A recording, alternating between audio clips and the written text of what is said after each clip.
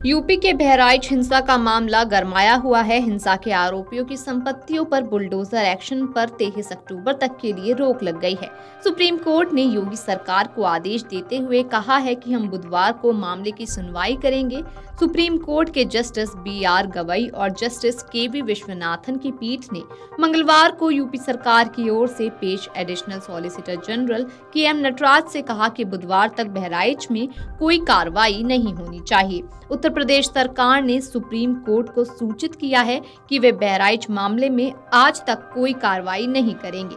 ऐसे में बहराइच हिंसा के आरोपियों के खिलाफ राज्य सरकार की प्रस्तावित कार्रवाई को चुनौती देने वाली याचिका पर सुप्रीम कोर्ट बुधवार को सुनवाई करेगा। वहीं उत्तर प्रदेश सरकार ने शीर्ष अदालत को आश्वासन दिया कि बुधवार तक आरोपियों की संपत्तियों पर बुलडोजर नहीं चलाया जाएगा। सुप्रीम कोर्ट के जस्टिस BR गवई और जस्टिस KV विश्वनाथन की पीठ ने मंगलवार को यूपी सरकार की ओर से पेश additional solicitor general KM Nataraj से कहा कि बुधवार तक बहराइच में कोई कार्रवाई नहीं होनी चाहिए। नटराज ने इस पर सहमति जताते हुए कहा कि हम कुछ नहीं करेंगे। बता दें कि मामले के बाद पिछले सप्ताह उत्तर प्रदेश के बहराइच में सांप्रदायिक दंगे भड़क उठे थे और राज्य के अधिकारियों ने दंगों से संबंधित FIR में दर्ज व्यक्तियों की इमारतों को ध्वस्त करने के लिए नोटिस जारी किए, जिसमें आरोप लगाया गया था कि उनके निर्माण अवैध थे। उनमें से 3 ने रविवार को सुप्रीम कोर्ट में विध्वंस नोटिस को चुनौती दी। बहराइच आरोपियों की संपत्तियों पर बुलडोजर एक्शन के आदेश को सुप्रीम कोर्ट में चुनौती दी गई थी। खबरों की माने तो इस मामले में राज्य के वकील ने सुप्रीम कोर्ट को बताया कि इलाहाबाद हाई कोर्ट में याचिका पहले ही दायर की जा चुकी है और 15 दिन की नोटिस दिया गया था। इस पर आवेदक के वकील ने कहा कि हाई कोर्ट ने मामले में किसी तरह का संरक्षण नहीं दिया है।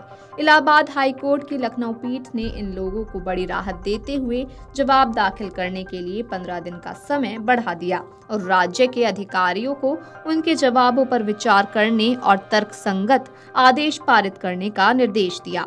इस मामले में वरिष्ठ वकील CU सिंह व अन्य वकीलों ने पीठ के समक्ष कहा, राज्य सरकार ने कथित रूप से दंगों में शामिल लोगों के खिलाफ कार्रवाई का प्रस्ताव इस आधार पर रखा है कि उनका निर्माण अवैध है। पीठ ने कहा कि आप इस अदालत के पारित आदेशों को जानते हैं।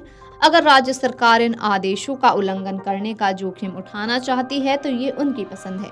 राज्य के वकील ने सुप्रीम कोर्ट को बताया कि इलाहाबाद हाई कोर्ट में याचिका पहले ही दायर की जा चुकी है और 15 दिन की नोटिस दी गई है। इस पर आवेदक के वकील ने कहा कि हाई कोर्ट में मामले में किसी तरह का संरक्षण नहीं दिया है। उत्तर प्रदेश लोक निर्माण विभाग ने कथित रूप से हिंसा में शामिल 23 लोगों के घरों पर सड़क चौड़ीकरण के लिए अतिक्रमण बताते हुए नोटिस चस्पा की थी। साथ ही 3 दिन में जवाब देने को कहा था। इसके बाद हाई कोर्ट ने इस समय को बढ़ाकर 15 दिन कर दिया था। शीर्ष अदालत ने 1 अक्टूबर को दिए आदेश में उनकी अनुमति के बिना आपराधिक मामले में आरोपी की संपत्ति को ध्वस्त करने के लिए राज्यों की ओर से बुलडोजर कार्रवाई पर रोक लगाने वाले अपने 17 सितंबर के आदेश को आगे बढ़ा दिया था। कोर्ट ने तब सार्वजनिक सड़कों, फुटपाथों, रेलवे लाइनों या जल निकायों पर अतिक्रमण से जुड़ी कार्रवाई को छूट दी थी। साथ ही बुलडोजर कार्रवाई पर दिशा निर्देश तय करने पर फैसला सुरक्षित रखा था। इससे पहले कोर्ट ने 2 सितंबर को कहा था कि वे किसी व्यक्ति पर अपराध का आरोप लगने के तुरंत बाद उसके घर या दुकानों को ध्वस्त करने के लिए अपनाए जाने वाले बुलडोजर न्याय के विवादास्पद मुद्दे से निपटने के लिए पूरे देश में दिशा निर्देश तैयार करेगा।